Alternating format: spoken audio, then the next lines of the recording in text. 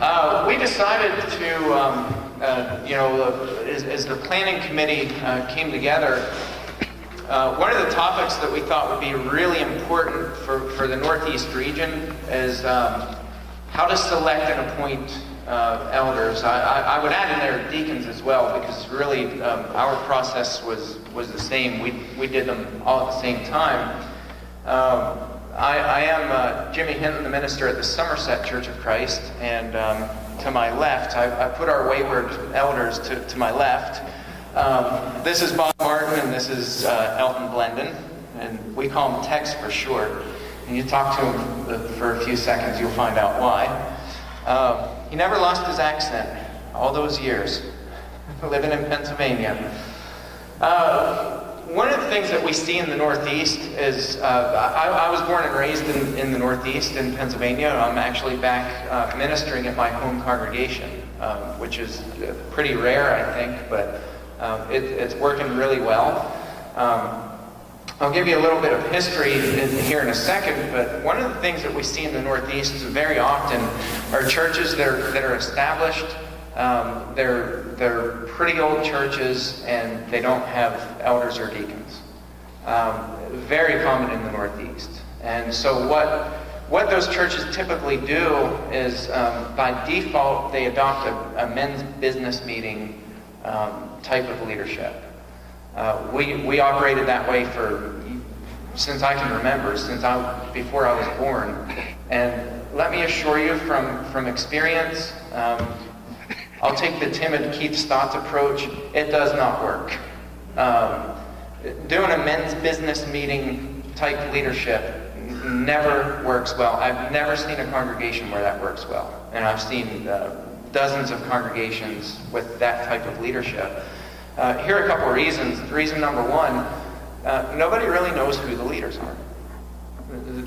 There's people typically create a chain of command, and so they'll start with the minister, and the minister gets overburdened with, usually it's angry people, and they want things to be done. They see things that they want done, and so the minister will take that to the men. And by the way, it doesn't matter what your level of faithfulness is. It doesn't matter what your style of living is. As long as you attend a men's business meeting, you have a voice. Terrible model. It does not work. And then within that meeting, as you're trying to, you become exactly that, because you're named a business meeting. You attend to business rather than spirituality. So you talk far more about the business of the church than you do the souls within that church. And then when decisions are made, typically what happens is people who stand opposed to those ideas will, after the meeting, start making phone calls and raising concerns, things that happened in the meeting. And the dog that barks the loudest is usually the one that bites. So that's just from my observations, that's the way that I've seen it play out in congregation after congregation. We were no exception to that. We operated that way for many years, and I don't want to make it sound like the church crumbled, but many churches do crumble as a result of that type of leadership. So to give you a little background, our church was planted in. We're actually a split off of another congregation, one that Alexander Campbell called his favorite congregation. In the Millennial Harbinger, he said, "Never in my years have I met with a more delightful group of Christians than meets on the hill in Somerset." And that was First Christian, the congregation that we broke off from. That was in 1910, so we're 104 years old. In 2012, I went to Shepherd's Network down in Memphis and brought along Tex, one of our potential elders at the time. In October of last year, we appointed our very first elders in the history of the congregation and our first deacons since 1916. while it's very exciting, and we do have an incredible group of guys, that spoke to a deeper issue. By the way, we have handouts that we never handed out. Carlos, they're on the back chair there. If you maybe find another. Yeah. It's the preacher's fault. It is always the preacher's fault. So some of the things that we saw, I saw this pattern play out time and time again, and I've seen this pattern play out in the Bible Belt too. I lived in Arkansas for 9 years, and I've seen congregations do this pattern when they do select and appoint elders. It looks something like this. The congregation will raise up a couple names, and by congregation I mean the men who happen to be at the men's business meeting. They'll raise up a few names. They will announce those names to the congregation, put them on a ballot. The congregation will vote, and voila, you have your elders or deacons or both. I think that's not a very healthy model for this reason. Number one, when I hear the word ballot, I think politicians. I think politicians who people get put on a ballot who we have no say. And how many of you are ever pleased with names that you see on a political ballot? All right, I haven't seen a single hand go up. So we're given the names of people who we don't necessarily want on the ballot, but they just appear on the ballot, and we're forced to vote for people who we got absolutely no say and who wound up on the ballot. I don't like voting either, because voting is, I have a hard time finding that process in Scripture. So we wanted to develop a healthy biblical process for selecting and appointing elders. Carlos, could you give me a copy too, so I can kind of follow along? 2, please. Maybe, yeah, I get 3. Thank you. So we wanted to come up with a healthy biblical process, and so I'll explain that process here a little bit, and then we're going to go into question and answer, and I'll give these guys plenty of opportunity to share their perspective as well.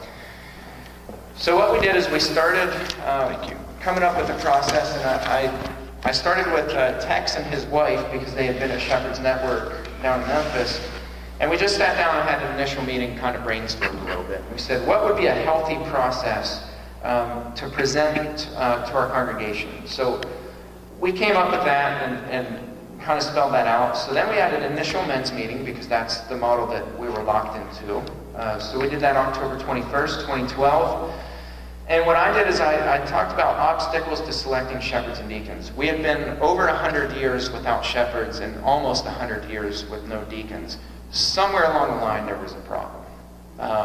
So we talked about that in a very objective way, and I've got out a whiteboard, and on the back of this I actually put those obstacles that we came up with. That was a good thing, because that told me a lot as a minister. That told me a lot and showed me things that I hadn't seen, that I never knew were issues or obstacles. So what I vowed to do was to preach to the congregation and help us as a congregation heal through some of these issues that had been lingering for years. And so I was able to incorporate that into this process. That was a very healthy thing. And then we talked about an overall vision for shepherds, deacons, and the flock. And we wanted to remain faithful to our mission statement, our church's mission statement, which is restore sinners gently, lead people to Christ, heal the sick, and imitate God in all we do. We also talked about Everett Hufford's leader loop, which he's going to present that on Sunday. I thought that was really important, because he talks about this cycle, and we talked about it a little bit today. Elders, when they're appointed, are typically there for life. Some of you have been probably elders for 20, 30 years with not a single, and that's fine, but you probably have not had a sabbatical. No time to rest. I told these guys coming in, shepherding is exhausting. You're going to deal with things and know things about people within your flock that you never wanted to know. People are going to share their deepest, darkest struggles, and they're going to turn to you to be somebody who listens. and they're going to want guidance, and it is taxing. And when you get that repeatedly, and when you're open to people talking to you and sharing their struggles, it is draining. And so, we wanted to talk about something that would, in time, give them rest and allow them time to recover, and then maybe come back as shepherds later on. But that'll be an important thing, and so we asked Everett to share that tomorrow. And then develop a timeline. So we did that in that men's meeting. And then that was approved. Everybody was on board with that. So we had a congregational meeting on October 28th, 2012. And then we announced that process to the congregation. Once we finalized everything, we announced that to the congregation on January 27th. So that gave us time to prepare. And then we had a preparation time, which included preparing the entire congregation. What I've seen a lot of times is congregations who don't have elders or deacons will start studies with the men of the church. It's always been bizarre to me, because your congregation are the people receiving these shepherds and these deacons. Why would you not include them in this process of teaching and instruction and talking to them about biblical leadership? One of the first things that I did in that process of teaching the congregation through sermon series and also through the Bible class, I call it the unteaching period. It's a period of time where we unteach traditions that have been so impressed on people that we have to literally unteach those before we can start building a biblical foundation. Usually when you talk to people, at least I've experienced this in a few different congregations, when you say elders and deacons, you can see people tense up. Keith talked about body language. You can see that in people. That's not a good thing.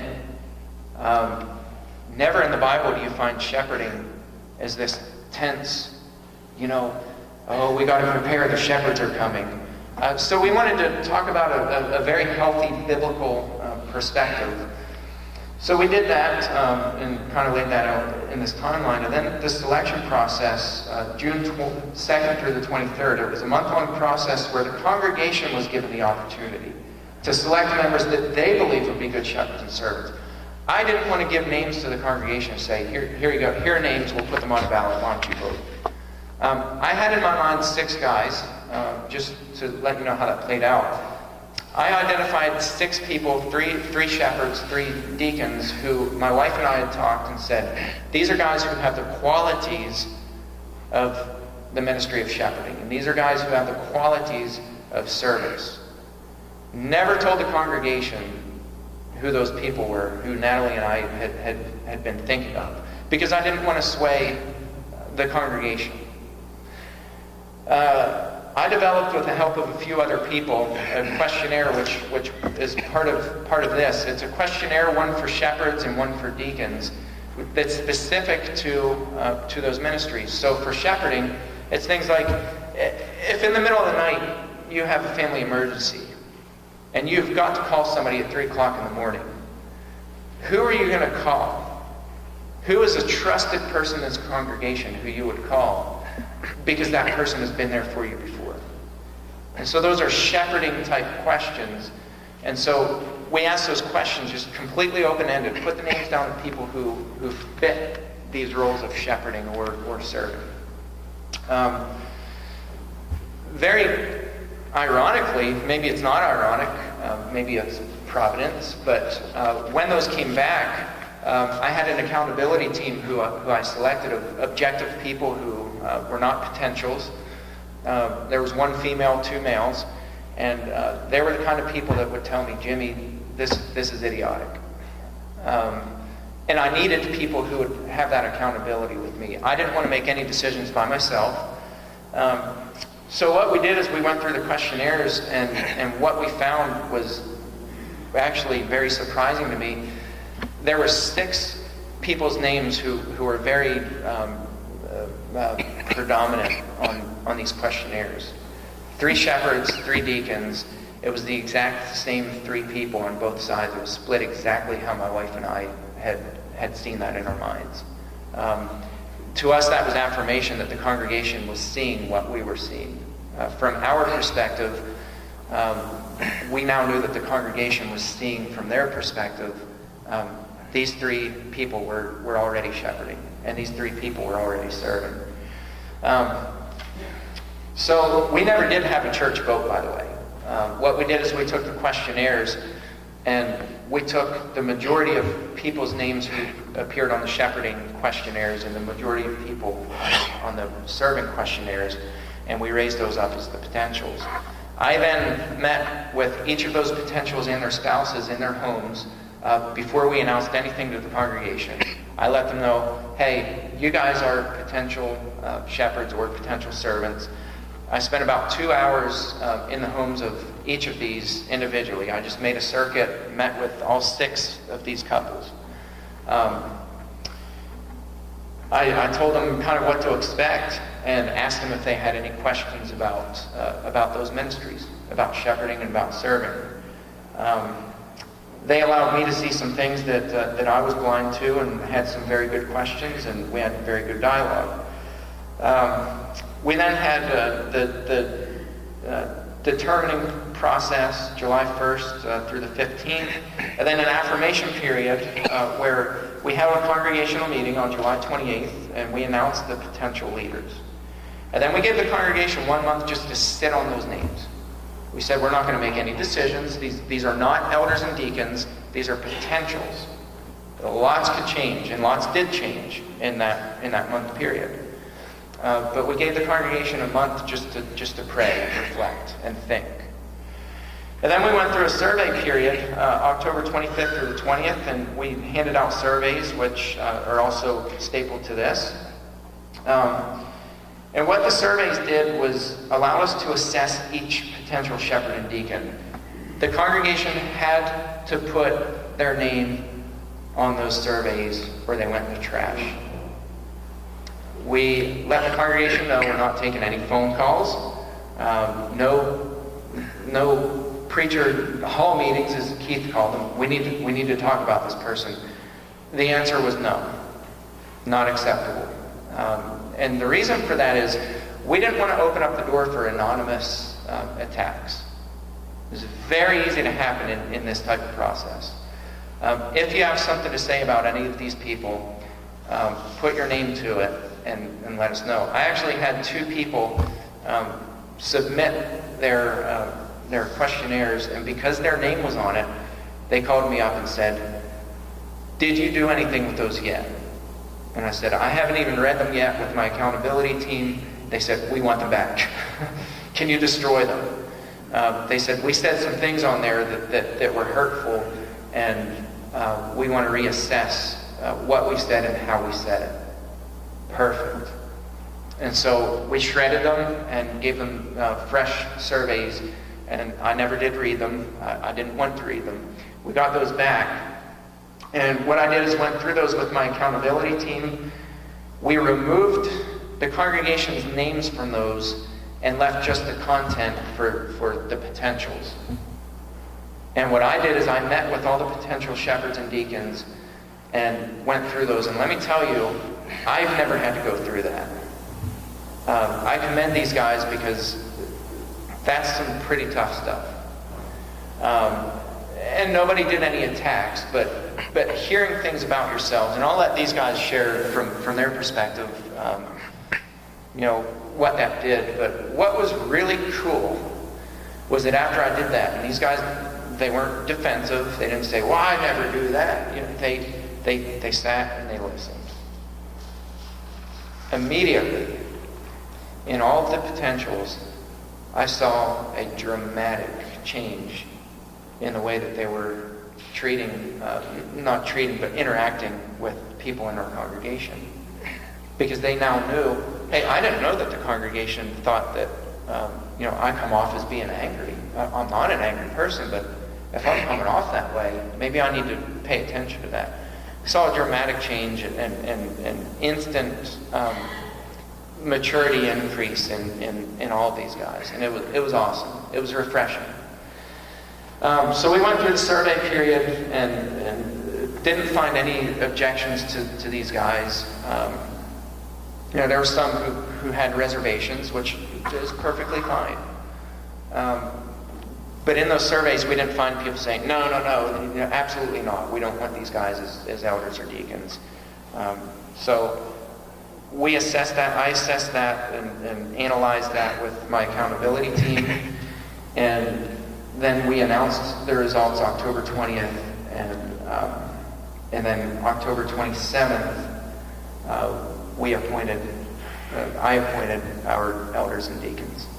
And have not looked back. They're incredible guys. We have 2 elders now. We have one of the deacons who had dropped out, and then later on had another one drop out, and actually switched somebody who, Bill's here in the audience, and he's one of our deacons, actually our only deacon. One of them moved away, but we're in the process of appointing another deacon, who's an incredible guy, and I think it'll go really well.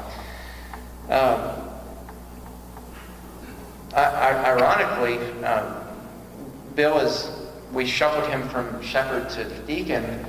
On the questionnaires, he was split by the congregation exactly 50-50. It was actually at the top of people's choice for shepherd and at the top for deacon. Why is that? Well, because Bill has the qualities of a shepherd and a servant.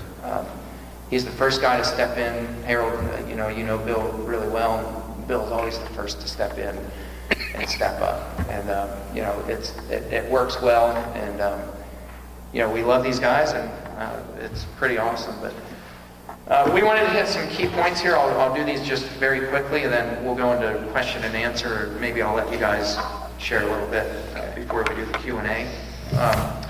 Key points to emphasize. Number one, we wanted to emphasize how important it was to get the congregation on board. If you have a congregation opposed to selecting and appointing elders and deacons, you become that person who says, I don't care what you think. This is what the Bible says, we're going to do it anyway.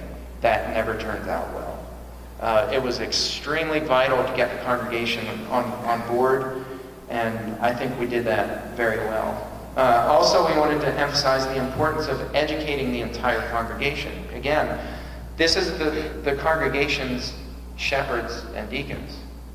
We had lessons on following, what biblical following looks like. And by the way, that included periods of time where our shepherds and deacons follow.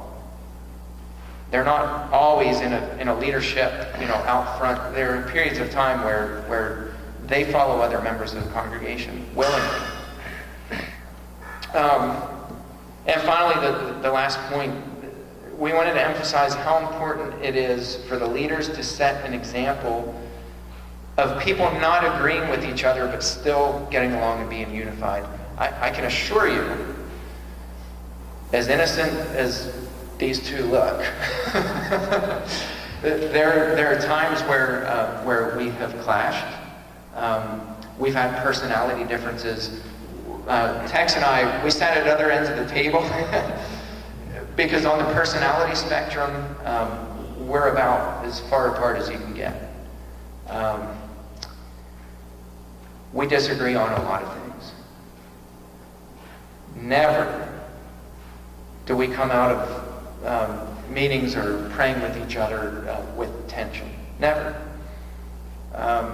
We love each other, we respect each other, and we may disagree on things, and we were just talking about it the other day. The congregation will never know that we, sometimes have this tension. Now, we'll let them know we disagree on things, and that's fine. But if we have times that we have tension, we don't come back to the congregation and say, well, did you know that Bob said this, or Bob didn't go along with this? We don't do that. And final note, when we do our meetings, and we average about 2 meetings a month, we always have minister, elders, deacons in our meeting. Our deacons are just as much a part of the body as our shepherds. Ministers just as much a part as shepherds, deacons, and vice versa. Never do I go home worried that my shepherds and deacons are having secret meetings behind my back, or that they're shutting me out of some important piece of information. And never do they go home worried that I'm talking to other people and rallying support. Never. We share everything together. When we meet together, they're not decision-making meetings. They're meetings where we talk about the health of our congregation. And we pray together. We try to, every single Sunday prior to worship, for all of us to huddle up and just pray for each other, our spouses, and pray over the congregation. Sometimes we get sidetracked by people, but generally every Sunday, there's not a Sunday goes by where we don't huddle together and pray. And then our meetings don't look like typical meetings. We laugh, we joke, and we get down on our knees and pray for people. So I don't know if you guys want to add anything to that. I'll maybe just pass it down and then we'll go into Q&A. Good morning. I'll introduce myself again. My name is Bob Martin. I'll give you a quick background on my position here at the Somerset Church of Christ. About 15 and a half years I've been there. Elton and I, we've discussed this a couple times. I have not, I would say we haven't seen two different ends of the spectrum as far as coming from churches with a thought of an eldership. I never served under an eldership. When I came to the Somerset Church of Christ, we did not have an eldership there, but we did have, I would say, for lack of a better term, leaders that were more business oriented, more of a CEO type of mentality. And when we would come out of the meetings, you would have the men's meeting. There would be several people in these meetings. You would discuss things, set things up. And you leave the meeting and the things that were agreed on in that meeting would not happen. And you'd ask later why. Well, we got together and discussed it and decided this would be better for everybody. And as this thought came up of elders for probably about 10 years in that congregation, it was not a very pleasant experience, particularly on these men's meetings. You'd come out of there. If you didn't have high blood pressure, you were going to have it. If you did have high blood pressure, well, there's a hospital right across the street. They were not productive, and it certainly didn't set a tone of what I would look for in an eldership. And not having that experience, I thought, this is what an eldership is going to look like. Elton was a big pusher for this eldership, and I tell you what, I would have probably been on the other end of keeping it from happening. Because as time went on, this business mentality started to decrease. And we decided, unfortunately, we had a preacher that was thrown, I guess, into a shark tank. And he was in the middle of everybody taking bites at him because everybody had their own personal agendas as to what they wanted to happen. What we all failed to realize is not one of us put God's agenda in the middle of that. And as this man left, we got together looking for a new minister. We had to realize that we needed to put God first. That God had to be at the center of everything we do, and that we needed to be unified on that goal. And we did that, and we prayed about it. And that took a while for all of us, as the speaker today said, that we needed to understand each other, to build that relationship, and to know what each one of us felt and what we thought. So as that started coming together, the idea again of an eldership was scary to me, because I didn't want to lose what we have now and go back to what we had. But I don't think that we ever really looked back. And I think two of the turning points for me in this process was the books that we were, and it's in your pamphlet, I think there were 5 initially, and then we added one. As I read those books and started to understand what God set down as an elder and what his intentions were for an elder, to be that shepherd, to be someone who can guide, someone who can lead others to Christ. Not as a leader, not as a business owner, not as someone who's going to dictate to their ministers what you will do, what you won't do, what you will wear, what you won't wear. But I'm not concerned what he wears, as long as he wears something. My concern is, our concern is, as we unified for the lost. And that's where I started to see what shepherd and elder really look like, and how much we really did need that. So as I read those books, that changed my whole attitude towards the process. The initial men's meeting that Jimmy referred to was part of that. Because as we sat there and we discussed amongst ourselves to get out these feelings that we all have and to understand where each individual was coming from, you're able to build a different relationship with that man then, and that helps you to be unified. Are we going to agree? Absolutely not. But can we step out of there unified with the one focus, that is, we are here to serve God? Yes, we can, and we did. So as I look back from my own personal take on this, the books were a huge part. The second part that I looked at as far as very helpful was the questionnaire and setting through that process. I mean, one of the things that came back quite a few times for me was I apparently am angry, was unapproachable. And these are things that, just so you know, I am a retired police officer, and a lot of that background has stuck with me. And it's not anger, it's passion, but sometimes it comes out as anger in the tone that I use. And I've been told that my tone sometimes is not, or comes across not as it's intended to. So if any of you are taking a tone that's not supposed to be, I'm sorry. I'm not angry, I promise you. But as I heard those comments made, it really made me look at myself, because my focus here is to serve God. And I can't do that effectively if I'm unapproachable. So to have those questionnaires come and to sit down and understand what this congregation was looking for, our congregation, I had to change some things in my life. Jimmy had asked a question during those question meetings with the family. Are you going to do anything different than you're already doing? And my answer was no. Well, how naive. Because I do a lot of things differently now than I was doing then. And I do blame him for this, because he made a statement when we were appointed that you will now be persecuted. Watch out, Satan's coming. Bring him on. No. I regret saying that, because yeah, he has come. But again, I point to those two parts of the process of not having an eldership, worried about this CEO mentality. To get the congregation on board was so important. To have that, I don't know how long you did a sermon series on eldership and on Wednesday nights of study. At least a couple months, yeah. And I think that was very helpful in getting this our congregation to understand that this is not going to be a business mentality. You're not coming from a CEO point of view, but you're going to come from people who love God and love you. And this is what the congregation started to understand.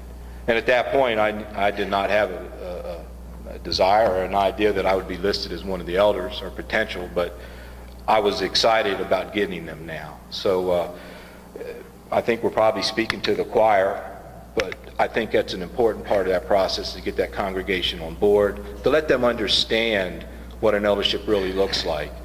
And one thing that I do say is we should be stepping on toes. Someone said earlier that maybe we shouldn't, or we apologize, and I won't apologize for that. If you have an eldership, that you have that CEO mentality, and you have excluded God out of that, you need to change. And we need to direct that comment to those out there that might feel that way. And to congregations that don't have that yet, that maybe have that fear, again, this is part of what you need to do, is to alleviate that fear in that congregation, to understand exactly what that shepherd is. It's not a well, I would say it's definitely a leader, but not a leader and a CEO. It's more of a servant. And that's what I think our focus is. But I'll let Elton give you the other side of that, of someone who came from a church of elders, and here you go. Good morning. Bob and I are a little bit different. It's funny, both of us are Christians. and you talk to somebody, well, I'm liberal or I'm conservative. I have been frustrated for 41 years. The frustration is I am happily married to the most wonderful woman on the face of this earth. My frustration was coming up here, worshiping, in an area that did not want elders or deacons. Every place I worshiped for one place for 33 years. I was very active in teaching teens. Preachers would come and go. I preached Sunday morning, Sunday evening, and I was on 24-hour call with my job. I love the church. I love people. I want to do what God says. I find it amazing that people in the churches of Christ would stand up and say, you must be baptized. We need attendance Sunday morning, Sunday evening, Wednesday night. We need you to participate. When it comes to church government, we'd say, oh, we don't want that. I enjoyed yesterday evening's meal whenever we talked about the qualities of what it takes to be a shepherd. I like the quality aspect rather than the qualifications. When we get qualifications in there, if we were to label each one of those on a scale of 1 to 10, well, you're only a 1 on this area, you're a 9 on this area. I'm sorry, I'm not here to meet your expectations. I am here to do what God wants me to do, and I will do it to the best of my abilities. Please help me find the points where I am weak. Pray for me that they may become strong. The strong points that I have, pray for me that they may become stronger, that I might be a good mentor to the next group of leaders coming up. For far too long we have let generation after generation go by. I find it extremely hard to believe that in 104 years that we have not had good quality. I know some of these brethren that were qualified, good quality, loving brothers in the church to do these jobs. Let's not let another generation go by and try to start this process all up again. I have been blessed by having a young preacher that looks to the future. I have been blessed with a brother that came from the denominational world through his study and hard work and his dedication and love for God and his church to be a shepherd today. I've got Bill Riggs back there, a deacon, who you both all know now. His name was both shepherd and deacon. I've never known a man more loving and caring than him. I am in the midst of good company. We all have one thing in mind. We want to do what God says, and we want to do it right. I do not want to offend anybody personally, but if it is God that offends you, I'm sorry, I'm going to be on God's side. We can work, we can study, and we can grow together. I need your help. I need your prayers. I have a feeling that it is going to take 2 or 3 years before our congregation really grasp what it is that Bob and I should be doing. Where they will come to us with some of these problems.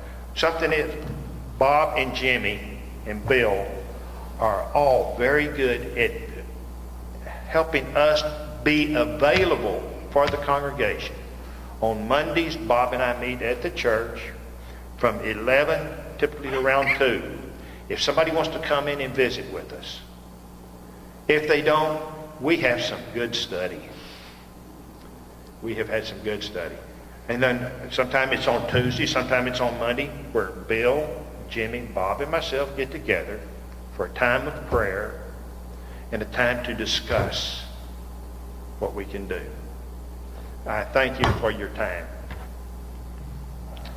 I'll say this real quick, and then we'll go into question and answer. Hopefully, this will generate some pretty good questions. Just to let you know, I'm not necessarily a numbers guy, but numbers do tell a story. I happily resigned the title of evangelist and passed that over to Bob. I think we all in the congregation would recognize Bob's gift is evangelism. And in fact, we have a little joke, we call him Bob the Baptist. Last week we had 4 baptisms in our small congregation, and we are dedicated to not just dunking people, but to raising up leaders in the church. And that's, I talked about Harold and I having similar vision and a lot in common. We don't believe in sitting idly by and praying to God for His, benevolence upon our children, that they'll just magically grow up and be involved in church. We start our children very young, and we encourage them to participate in our worship and outside of Sunday morning worship. And we actually, Bob and I developed an equipping ministry for our young people on Wednesday nights. We do that 2 Wednesdays out of the month. Bob just has a gift with meeting with new people. There's not many Sundays where we don't have a new face show up and they're staying. And Bob has a lot of patience and just has a gift with talking with people. Last Wednesday I had a friend of mine. He came up to me and just in tears, and he said, Bob talked to me on last Sunday about my live-in situation, and he said it just hit me like a ton of bricks. I mean, he's just sobbing, and he said, Bob cared enough about me to not be silent.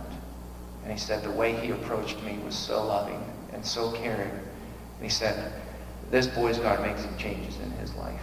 And he said, and by the way, take the covers off the baptistry, I'm jumping in. I said, praise God.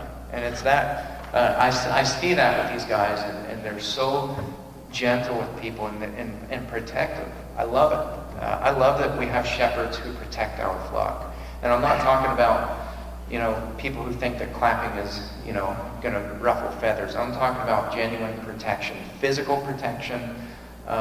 These guys really got after me, and I'll talk about that in my session on abuse. But with their help, we developed a church policy that if you mess with any of our kids, I fear for you, and I mean that.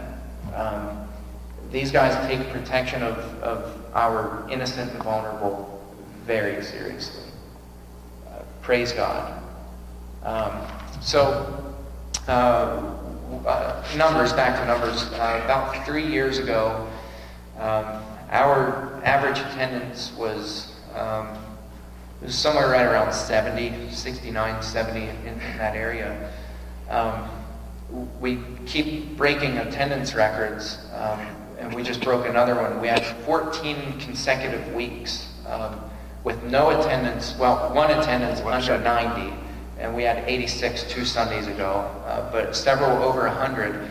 In the summertime, our average attendance is typically around 60 because people travel.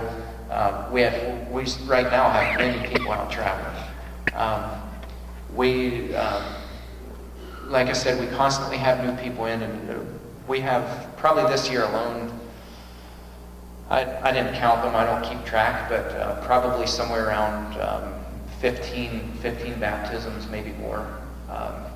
And these people are staying, and they're getting involved in the life of the church. So having leaders who set an example is vital. We weren't growing until we got godly shepherds and deacons. It wasn't going to happen. No amount of preaching can turn the life of a congregation around if you don't have people side by side with you.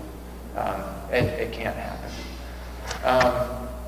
So, I guess with that being said, we'll open up. We have about 45 minutes or so, question and answer. You guys have questions for us or comments?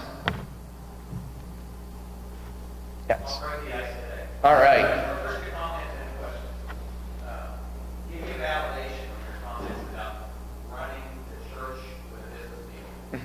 Fortunately, most of my life I've been in congregations we had elders.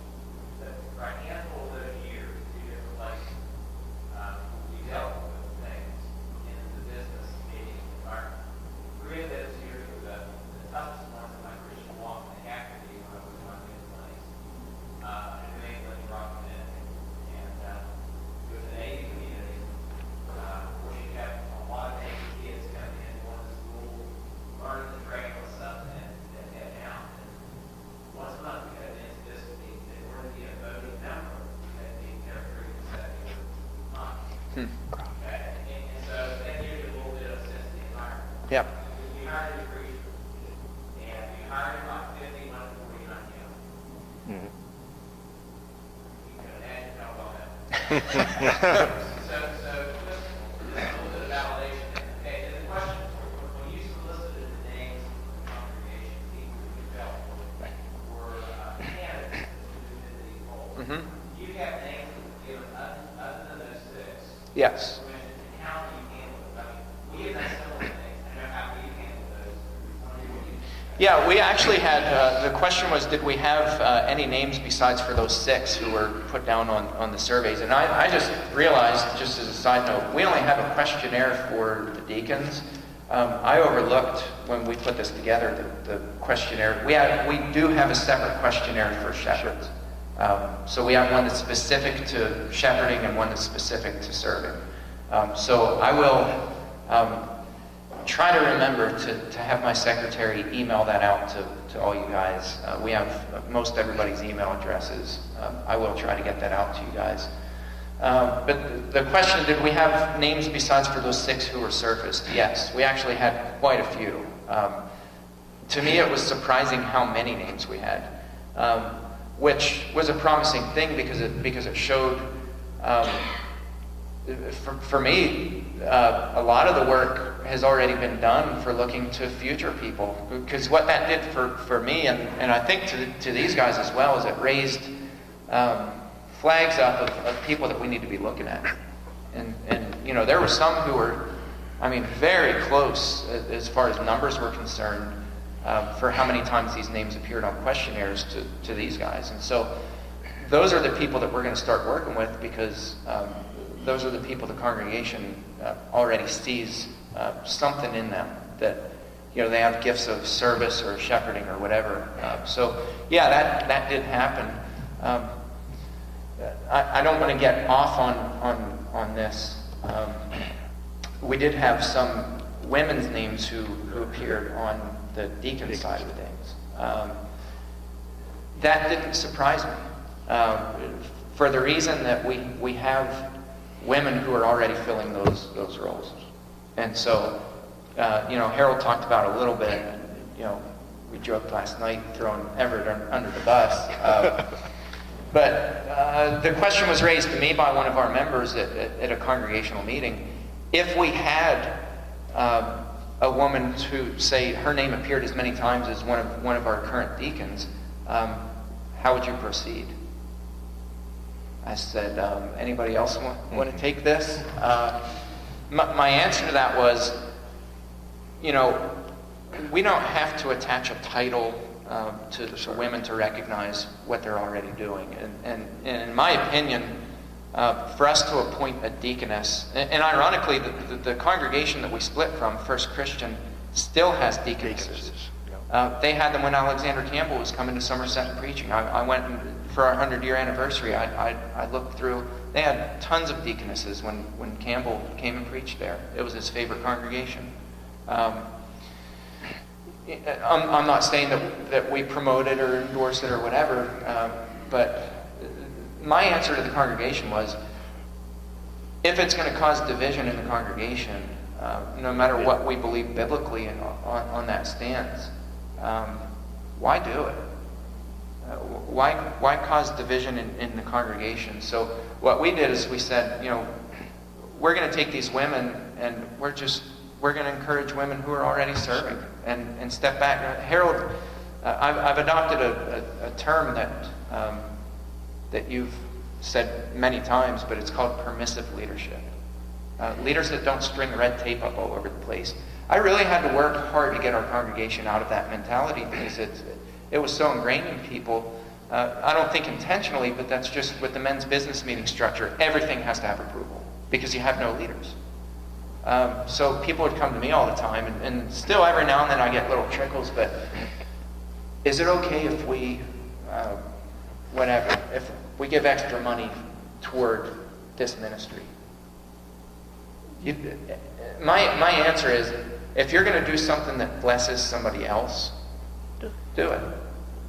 And these guys agree with that, and obviously within reason. But you don't have to get permission to do everything. Anything you guys want to add to that? We didn't have a part of that process as far as the numbers go. I know that I think one of the things you looked at for all the numbers that were there was you used a scale, and above the like a 50% mark are the people that Jimmy looked at in the accountability group that he had with him. So I think was an effective. Yeah, that's really where I was headed, because Yeah. you don't have a preponderance of people, you have a group, core group, and then you don't have that tape. Okay? Yeah. Yeah, it was very clear when we charted it. It wasn't like this drop off of you have these people, boom, and then down here at the bottom. There was a very very clear trickling off of names. Yeah. Well, one other, a lot of times too, you'll get a name in there. As we looked again at this process of what elders or shepherds should look like according to God and what the congregation felt they were, you'll have people that put in people's name just because maybe they were a businessman, right? They know this guy should be able to lead because he does in his job. And I think you have to take into account that when you look and say, okay, well, I know why his name's there. Maybe we need to reconsider just for the biblical purpose of a shepherd. But yeah, I think that we number did have some names that I looked at it and was like,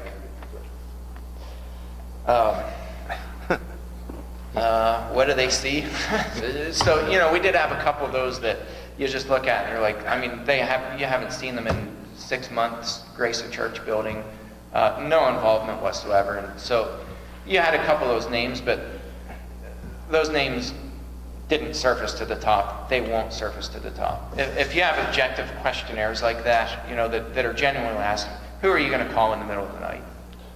Who are you going to call upon to do X, X, and X? Every now and then you'll get a name that somebody just throws in there, but yeah. And we didn't vote. There was no congregational vote. But what we did is we took people. I think for shepherds, that was a little more clear.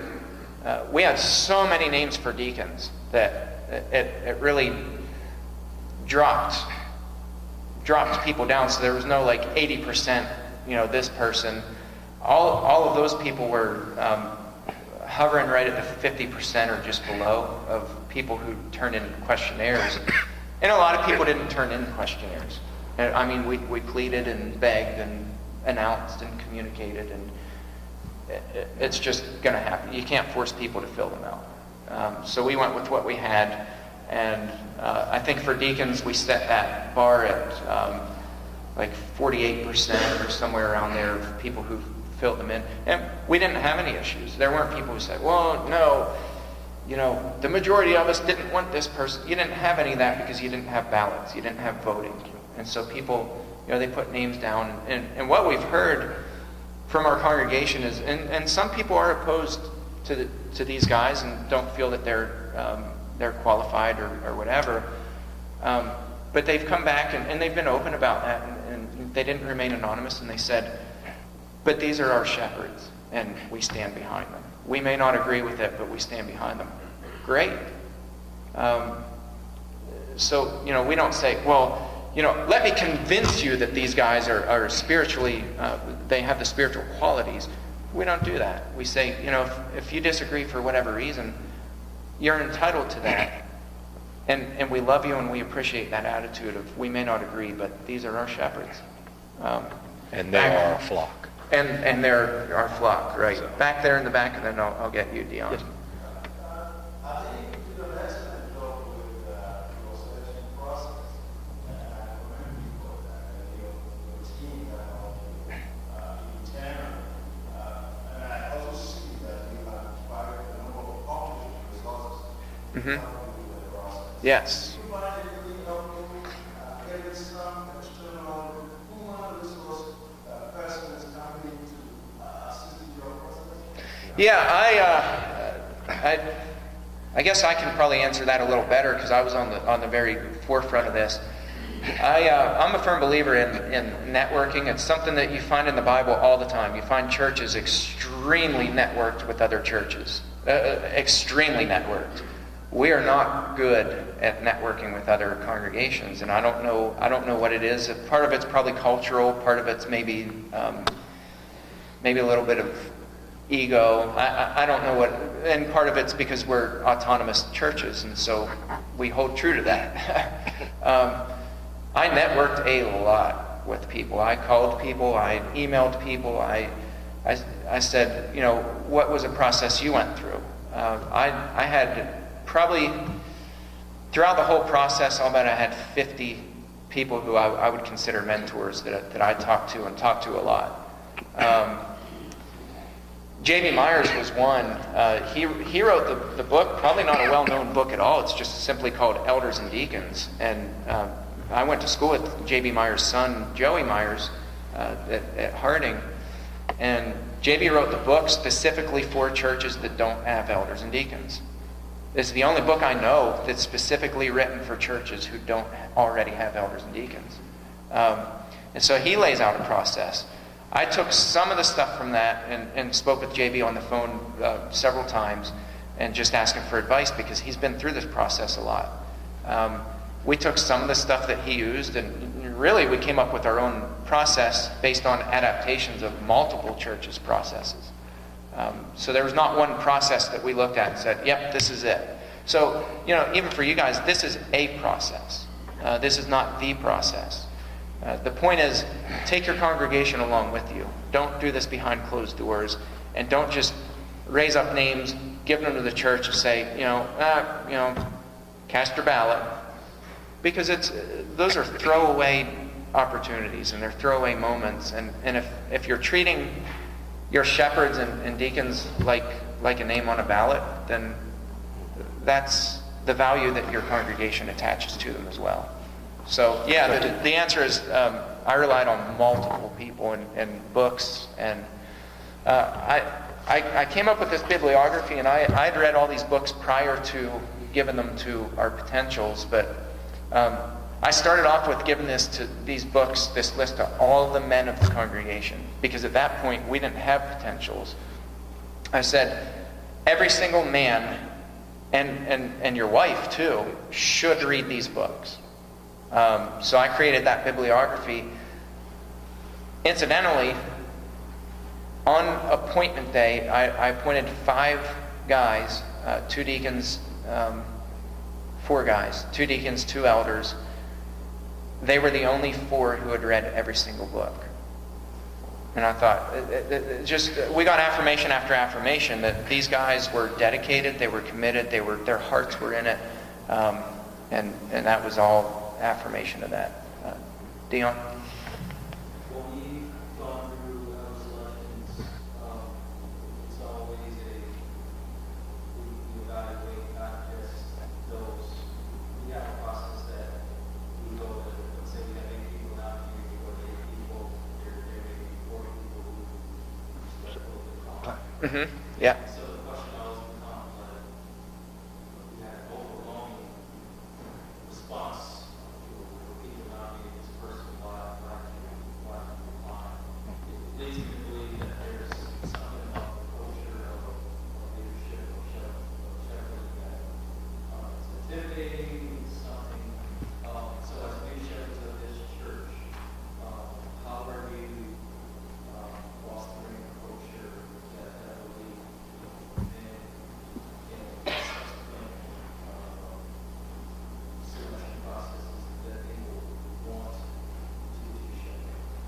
So for the video, just so that they know what the question is. The question is, when congregations go through a process, inevitably, and it happened with us. We had one person initially, and then a second one decline.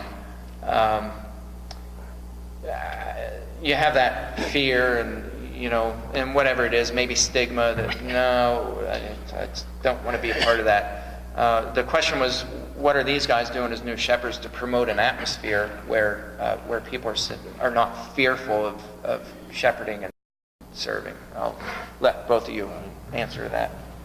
I think Dr. Hubbard sort of hit that this morning, and honesty is a big part of that. I know that some of the names that popped up and they declined were for reasons for family, time, weren't sure exactly what they were doing. So it was, again, a strange area for them to venture into in an unknown territory. So if we come in with an honest evaluation of what this looks like now, we've 8 months doing this, and sort of mentor them. The one Jimmy referred to earlier as our potential deacon, I'm going to have a class with him. We're starting January. He will be teaching a teen class. He and his wife and I sat down and we've had some studies and just some discussions. He's new to our congregation. So when you look at that potential of somebody that they've got the love of God for them and they're not sure how to take and move that in the direction God is trying to get them to go, I think a little one-on-one time, some relationship building going on, the honesty is a big part of that, to let them know, what you're going to look for. We used to tell them that, hey, you're not doing anything different. You're not going to do anything different than you're doing right now. Well, I think that would be the lie, because you are going to do something different. You are going to change. And when they understand these things, but what we also let them know is that they're not alone, and that the support from not just Jimmy, myself, Bill, Elton, but the congregation is behind us. And I listened to some of the things going on. It sounds like a horror show when you talk about these elders and how they deal with the ministers and with the congregation, and thinking, really? What we have here, I would say, is God blessed, because the communications that we have with one another at times could be heated. But it's always done out of love, and again, we go back to the core of what God is wanting. What do we need to do to serve you, God? And how do we come to that term, whatever our disagreements are? So if we go to each other and we tell the potentials, or maybe people that had declined, again, what we are doing. This uncharted territory maybe now is not so bad. We've had some people venture out in there and sort of mentor and guide them and spend a lot of one-on-one time. Because it does sort of pop up. I was wondering that when it was appointed that, that we were told we were going to have to mentor people. And I'm thinking, well, how am I going to do that? God takes care of it. He really does. And I am doing things that only God is doing through me. I cannot do these things on my own. And I know that. And I do give God the credit and the glory for anything and everything that I do, because it comes from Him. So when those people decline, listen to why they declined. Listen to their answer, and then work with that. And I guarantee you that we've seen some results already of people that will make some excellent deacons and excellent elders down the road. But it's going to take that one-on-one and that just patience. Something that we have seen, there's like Bob had mentioned, we have already talked to 3 other individuals. Want them and their wives to consider, stepping in, submitting their names as deacons or elders. And I find it, when they said, we said, we want you to take time to pray about it and think about it. All 3 of these instances, these individuals came back and they said, we had a lesson on families. They said, we're going to back off now. I see where I need to devote more time to my family to get that right before I go ahead and step forward and do this for the church. And so they are already looking where they need to work to step up, to step into these positions. It's something I think that is very important. Like I said, I was frustrated for 30 plus years wanting to get scriptural, godly leaderships in the places where I worshiped. Something that is very important. I don't think this needs to be an appointment for life. Because regardless, we're going to work, whether or not this had ever come about. Bill, Bob, Jimmy, myself, we're going to go ahead and do it anyway. But this is something that we need to encourage others to want to step up and say, Lord, let me serve you.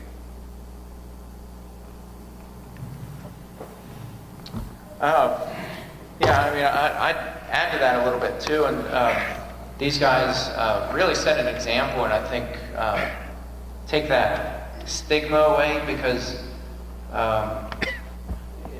they don't walk around, when they walk past you, you don't do this. You know, I've seen elders before that when they walk near people, they're almost jumpy. And I know, you know, again, we're talking to the choir. Sometimes it's hard for you guys because you're called an elder. And we choose to use the word shepherd. Elder just carries a stigma. I don't know so much in the South, but definitely in the Northeast, it carries a stigma. When you hear elder, you picture a guy red-faced and slamming his fist down and saying, this is the way we're doing things, and you're going to, you know, Hebrews 13, you're going to submit. The only way you're going to break that stigma is to set an example. And, you know, these guys are very approachable. I appreciate that when they visit, and they do a lot of visits, as much as they can, they go together as a team, and they invite their spouses to go with them. They're modeling that to the congregation. You know, this is not Bob the elder, it's not Tex the elder, it's two shepherds together with their spouses, and they go into homes together, they go to the hospitals together as much as they can. It can't always happen, but as much as they can, these guys are together. And, you know, it sets an example for me. It's encouraging for me, and I know it is to our congregation. We need to see examples. Sometimes the best instructor is experience. You know, these guys can teach from class or the pulpit or whatever, but the best teacher is by example, and I think they do a really good job of that. Other questions? Yes, sir. I think you mentioned, Mayor, after you had your candidates, if you had somebody hurt you, all related to the Uh-huh. how did you shut them down, I guess, individually, or did you do that as a kind of an announcement to the congregation, okay, we're not going to do this? And I guess I always want to kind of lead into another question here too, because you always have some of the ones that don't have to do all meetings. Yeah, sure. How do you handle that? Where do we start? I'll be very careful here, because that exactly what you described happened, and it got ugly. We were actually in the hospital delivering our son, and I was receiving phone calls from church members saying, there's some pretty bad things going on, and your name is included in that. So yeah, there was, it did happen. We stood very firm and said, you know, we said from the beginning that verbal complaints aren't going to be accepted, because they turn into attacks, and that's exactly what happened. It got personal really quick, and what started happening was that was leaking out in one form or the other to the congregation, and I was getting phone calls saying, hey, these things are being said, you just need to be aware of it. And so it wasn't a lot, it was just a handful of phone calls, but enough that I called all the potentials together and said, look, you know, this is what happened, this is the nature of it. how do you guys want to proceed? And they unanimously said, we said that we're going to appoint, because really what happened was an ultimatum. Either you don't appoint elders and deacons, you put this off another year, or else we leave. And our answer was, kindly, we'll see you later. And they sadly left, and we love them. We still interact with them. So, it's not like, get out, we don't want you here. They chose to leave and go to another congregation, and that's okay. I think they're happier where they're at. But we had stuck to that, saying, we're not going to back down from that. You either put your name down and put on paper what your concerns are, or else we don't listen to it. And so we ended up, I didn't enjoy it. These guys, after they were appointed, some things kind of escalated a little bit, and they said, you need to make an announcement to the congregation. And they offered to do it, but they said, we think it should come from you. Just a general announcement, and let the congregation know, look, we're not going to entertain these things, and if you hear some buzzing about individuals, come to us and talk to us. We're happy to talk about the process, how we went through it. Everything was transparent. And I offered to the congregation with my accountability team, we said, everything's photocopied. We kept records of everything. It's all here. But we're not hiding that from anybody. Anybody has access to that. So there are no secrets.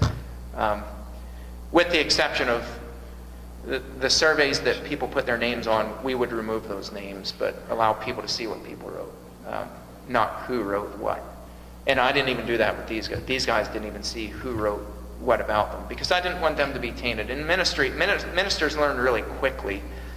I have a saying, and I stick by it. One of the hardest things about ministry is learning not to judge people. You learn so much about people and about what people say about you, because it does get back to you. That's tough. And so I didn't want them to start into their ministries saying, well, this guy or this gal has this against me, and I'm just going to stay away from them because they don't like me. I didn't want any of that stigma. So we decided to remove those names. But yeah, I think in the end it worked out really well, and it was extremely intense. I'm not going to sugarcoat it. It was not a good time for any of us. Yes, Pete. Just wanted to comment, some of these have really, really strong ties to Nashville and to large churches in Nashville. So they were compared elders who might have been college professors and had a long history within churches and up in the Northeast, with what folks look at with folks who have. Yeah.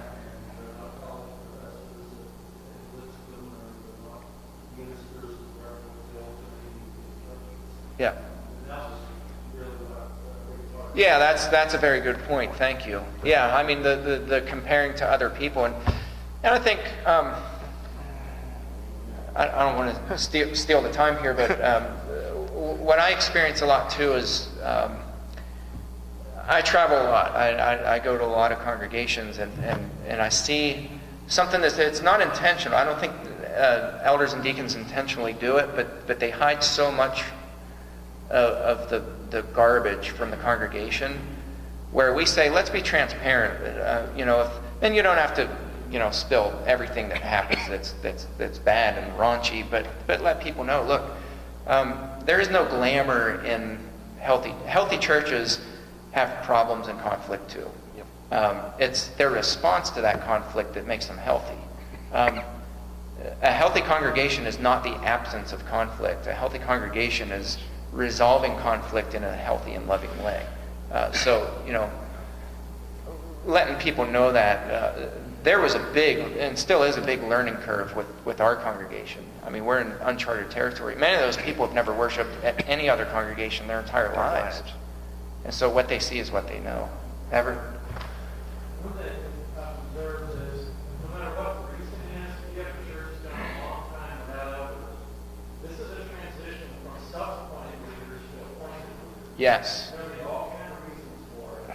And it's what I kind of mentioned in passing this morning, is the church lead and the leaders follow. Sure.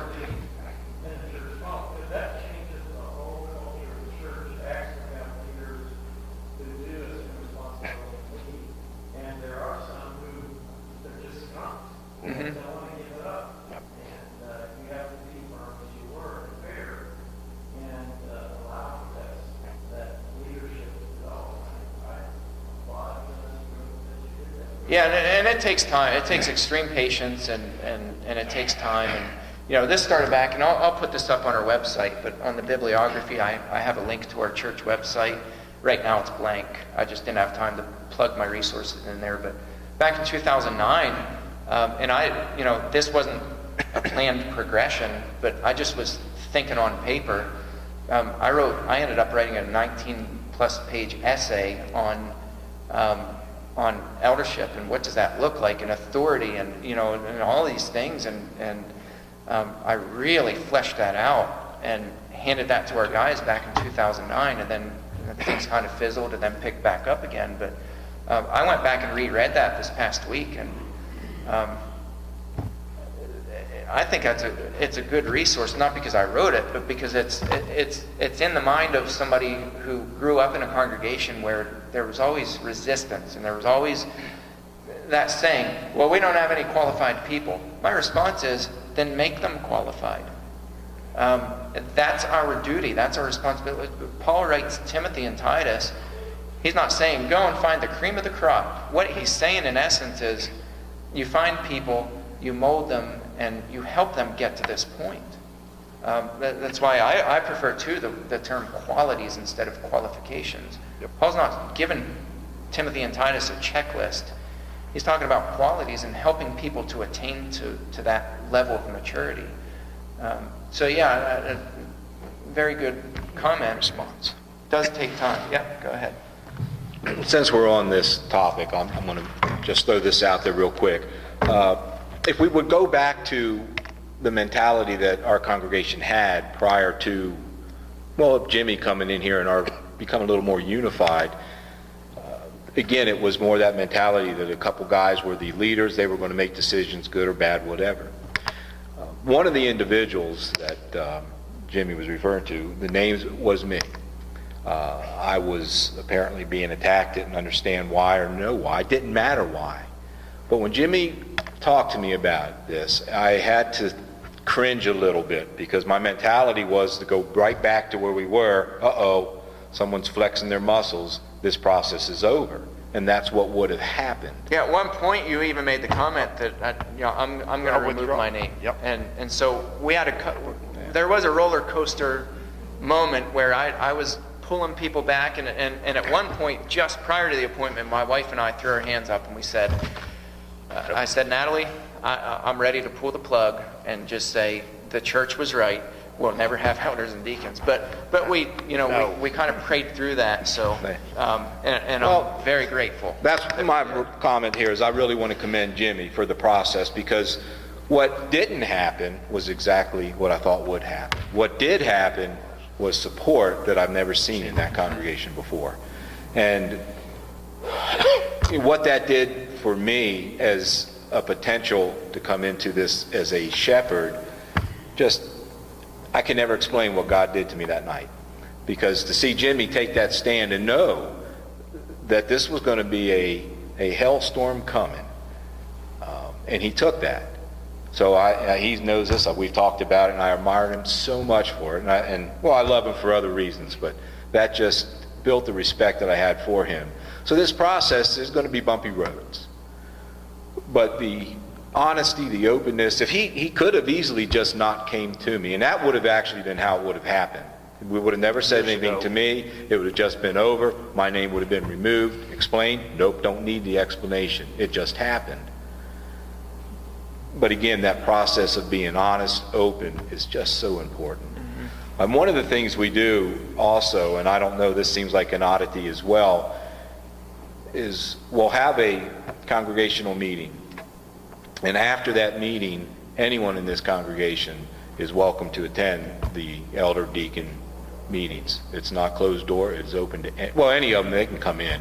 If it's sort of a confidential or, touchy subject, we would ask them to leave, but we like this to be open so they know there is nothing sneaky going on here. Trying to get that last many years of sneaky behavior out of their mentality. But again, I do want to commend Jimmy for that, and any of you ministers out there that have that process, he had to rely on God and rely on the congregation, and the support that came from that was, again, I can't explain. I just wanted to bring that out to him. Yeah. Your congregational meetings, do you have those on a separate night and invite everybody? Do you have it on a Sunday night? We do it Sunday morning, the last Sunday of each month. month. We'll have a congregational meeting, just a few minutes. Very brief. It's very brief, just informative. Yeah, 5 minutes at most, just to give them an idea of what we're doing, what's going on. And we also open up to any questions they might have. So it's just brief. But the meetings that we have every Monday or Tuesday, depending on our schedules, the last one, or actually be the first one of each month, is going to be open to the entire congregation. They're more than welcome to say. And we've just started communicating that well. That with So them. we haven't had anybody show up, but I've had people ask me, hey, can I come to the meetings? Yes. Because I feel like, we're in the dark because of, in the past with the men's meetings, the congregation was completely in the dark. And so I've had a few people ask me that, can we come to meetings? And so we talked about that and, came to an agreement, maybe once a month, we can open our meetings up where anybody can come and just observe and share. And we all want to hear from the congregation. There's another term that carries baggage, at least with me, and that's people who call themselves the decision makers of the church. And if you look at Acts chapter 15, at who's in attendance at the council, you have members, just regular members of Antioch, regular members of the Jerusalem church. You have evangelists, you have apostles, and you have elders. And you find them all Together. interacting and communicating together with one another. And you don't find the elders saying, okay, apostles, hop out of this one. You find it very inclusive. They want representatives of these churches. It's a big problem they're tackling. But they communicate with even what we call lay members of congregations. Gentleman in the back had a question. Okay, we probably ought to. Sir, do you have a one or question two back? more. Comment that I really think that the fellowship needs great credibility when we keep a lot of things private. That all possible. Yes, Oh, yes, yeah. confidentiality. Yeah, you betray that with somebody and you're done. Yeah. There are people that come to us that that's where the state is. Yes. And if someone asks me that, I say, I talk to them. Yes, sir. This is, That's Yeah. understood, yes. Yeah, and I'll say that too from my perspective, and that's a good point for the video. There are definitely things that need to be confidential, and I'll talk about it a little bit in my afternoon presentation. But you hear things that just level you, and I tell people, counselors call it a safe zone. I tell people when they come in to talk with me, no matter what you say, within the scope of the law, there are certain things that you're mandated to tell, and you disclose that with people. But within the scope of reason, I tell people that no matter what they tell me, that doesn't even go back to my wife. And I say what's said here stays here. And obviously there's a difference between confidentiality and just informing people on the life of the church and ministries, and those things you need to be transparent about. But yeah, that's a very good point. People, especially who've been abused, domestic violence, sexual violence, whatever it is, they already have major trust issues. Betray them one time, let that leak out what they shared with you, and you're done. Your credibility is done. So, use discernment with that, private things. We'll end with you. We're up on the clock. But. Because leadership should be a constant downside. And yes, confidentiality is paramount. But you need to have somebody that you can give that around. Because sometimes we get stuff, and I'm blessed that I have shepherd, I can share. Yeah. There are instances where we've got to have a way to get that out of yourself. So you don't.